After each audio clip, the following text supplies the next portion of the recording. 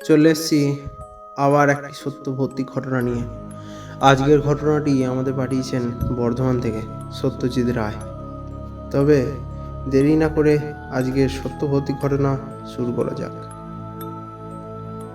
গ্রীষ্মকালের দুপুরে আম তো সবাই খেয়েছ, তবে আজকে এই আমতলাকে কেন্দ্র করি একটা ঘটনা আমি লিখে পাঠাচ্ছি। ঘটনাটি ছিল আমার বাড়ির পাশের আম বাগানে। আপাতত এখন আমরা শহরাঞ্চলে বাস করছি। এই ঘটনাটি ঘটেছিল যখন আমরা গ্রামাঞ্চলে বসবাস করি। আমাদের আম বাগানটিকে কেন্দ্র করে বহু জনা বহু কথা বলতো। গ্রামে রটি গিয়েছিল যে আমাদের আম বাগানটি নাকি ভৌতিক। আমি এসব মানতাম না। আমি অন্যান্য ছেলে ছোকরাদেরকে নিজের সাহসিকতার প্রমাণ দেখিয়ে আমাদের আম গাছগুলি থেকে 2-4টে আম পেড়ে নিয়ে যেতাম। এতে অবশ্য আমাদেরই ভালো, তার কারণ আম চুরি হওয়ার হাত থেকে আমরা বেঁচে যাই। পাড়ার একটি ডান পিঠে ছেলে ছিল সঞ্জয়। সে প্রায় সময় দুপুরে আম পাড়তে যেত। অনেক কবার সে গাছ থেকে পড়েও গিয়েছিল, হাত পা ছিঁড়ে কেটে যেত। একদিন রবিবার দুপুরে সে আমতলায় আম পাড়তে যায়। হঠাৎ সে গাছের মগডাল থেকে পড়ে যায়। পড়ে যাওয়ার পর তার হাত পা ছিঁড়ে যায়। হাতের কুনো এবং পায়ের হাঁটুর মালাই চাকিতে বেশ চোট লাগে। সেখান থেকে রক্ত বের হয়। আমাদের বাড়িতে এসে সে আমার কাছে একটু ওষুধ লাগিয়ে নেয়। যখন সে আমাকে বলে যে আমি আম গাছটা থেকে পড়ে গেছিলাম, কেউ যেন মনে হলো সত্যি করেই আমাকে ঠেলে ফেল দিল। তখন আমি তাকে বললাম, এই তুই বেটা আমাদের আম চুরি করছিস, আবার ভুং ভাং রটি বেড়াচ্ছিস। এই তোদের জন্য আমাদের আম বাগানটা আজকে ভুতুড়ে বলে রটে গেছে। চুপ কর বেটা। আমি এই বলে আরও 2-4টে গালিগালাজ করে তাকে থামিয়ে দিই। বয়স তখন উঠতি 21 বছর বয়স হবে আমাদের। ভালোই বড় আমরা, অতটাও ছোট নয় যে সারাদিন গাছে গাছে ঘুরে বেরিয়ে আম খাবো। কিন্তু এই ছেলেটি খুবই সাহসী এবং এখনো পর্যন্ত সেই ছোটবেলাকার আনন্দ ভোলেনি। যাকগে সেসব কথা। আমি তার পায়েতে হাতেতে মলম লাগিয়ে তাকে বাড়ি পাঠালাম। ছাদ থেকে দেখতে লাগলাম আম বাগানটি। দেখলাম কেউ নাই। গাছের মগডালগুলিতে কিছু কিছু পাখি বসে রয়েছে। তার মানে সেখানে কোনো মানুষ কি অন্য কোনো প্রাণীও যায়নি। এইভাবে আমি প্রায় সময়ই লক্ষ্য রাখতাম। একদিন রাত্রেবেলা আমার ঘুম আসছিল না, তাই ছাদেতে পায়চারি করতে করতে একটু সুখ টান দিচ্ছিলাম। হঠাৎ আমার চোখ পড়ল আম বাগানটির দিকে। আম বাগানটির দিকে আমি যখন তাকালাম, তখন দেখি গাছপালা হালকা হালকা নড়ছিল। আমার মনে হলো পাখিতে কিংবা কোনো প্রাণীতে সেখানে নড়ানড়ি করছে, তার জন্য এরকম হচ্ছে।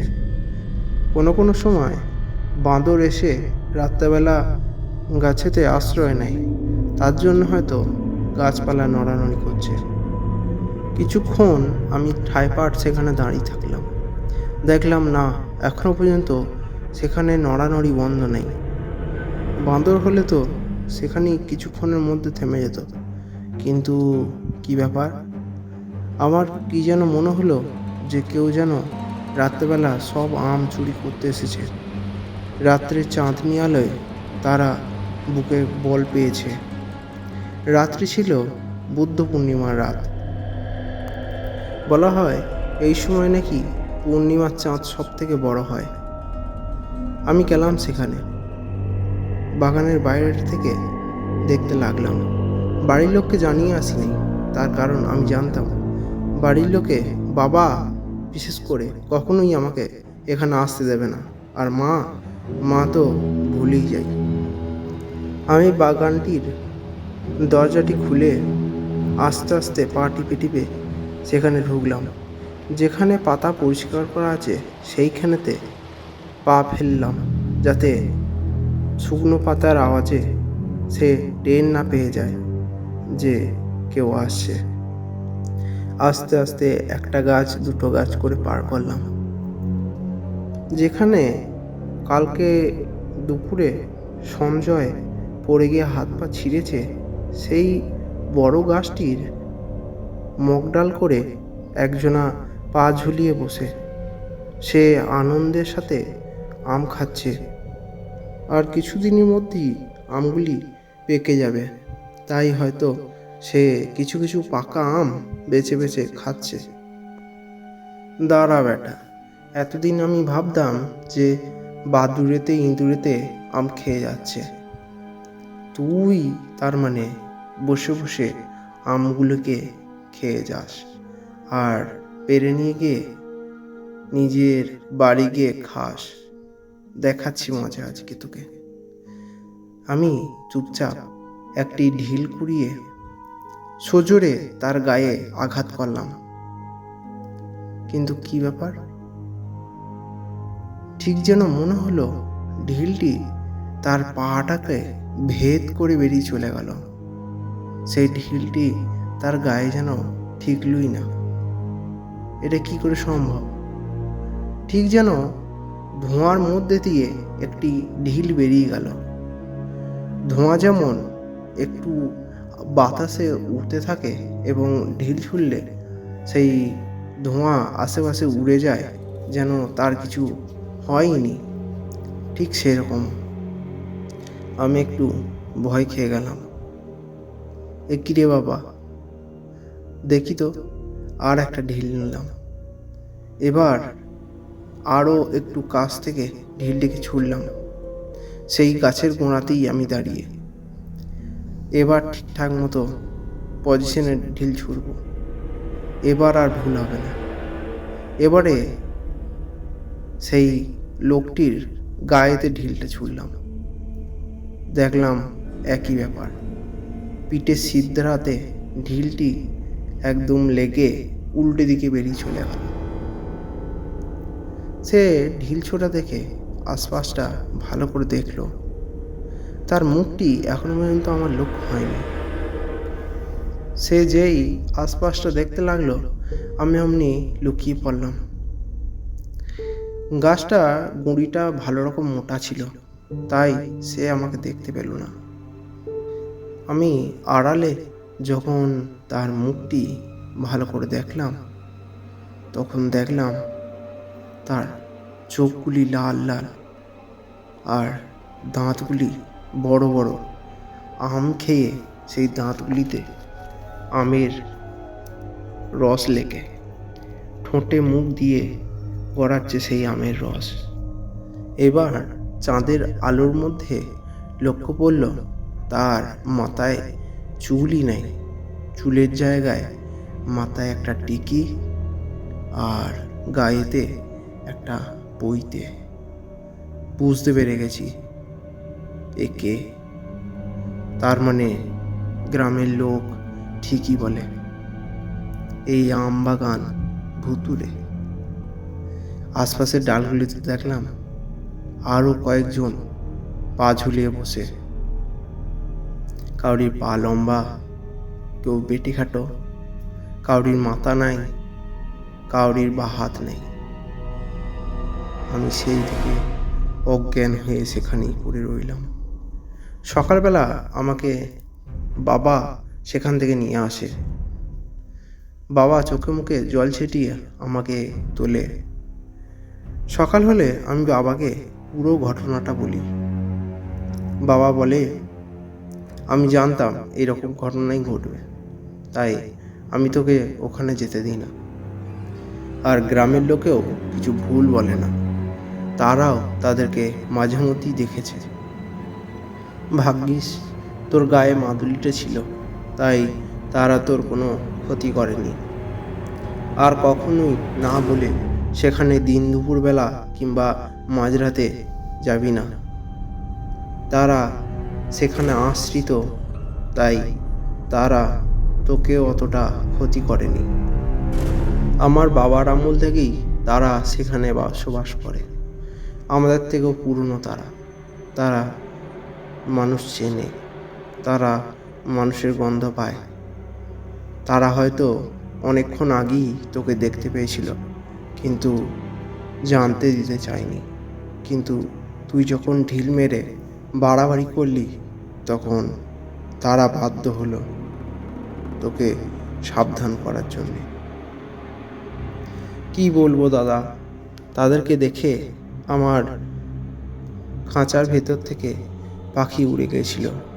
হয়তো সেদিন মরেই যেতাম, সঙ্গে যদি মা কালীর দুটিটা না থাকতো। এরপরে আবার একটি ঘটনা ঘটে আমার জীবনে। সেটি হলো 25 বছর বয়সে আমার মাসি মারা যাওয়ার পর তার দর্শনের ঘটনা। আমার মাসি মরেছিল 25 বছর বয়সে। তখন আমি মামার বাড়িতে একবার বেড়াতে গিয়েছিলাম। পাক্কা 2 বছর বাদ মামার বাড়ি এসে আমার খুব ভালো লাগছিল। অবশ্য কষ্টেরও ছিল, তার কারণ মাসি হসপিটালে ভর্তি ছিল। আমার মা দাদুকে সঙ্গে নিয়ে মাসিকে দেখতে যান এবং আমি ও আমার বাবা সেখানে চলে যাই। সেখানে গিয়ে দেখি মাসি আমাকে খোঁজ করছিল। বলতে গেলে এটাই আমার মাসির সাথে শেষ দেখা। আমি যেই মাসির মাথায় হাত বুলিয়ে দিলাম, অমনি মাসি মারা গেলেন, শেষ নিঃশ্বাস ত্যাগ করলেন। এরপর মাসির শেষ কৃতকার্য করা হয়। শেষ কৃতকার্য করতে গিয়ে সেখানে ঝড় জল ওঠে, একাকার কাণ্ড। শুকনো কাঠ ভিজে হয় সেখানে জলে আনা।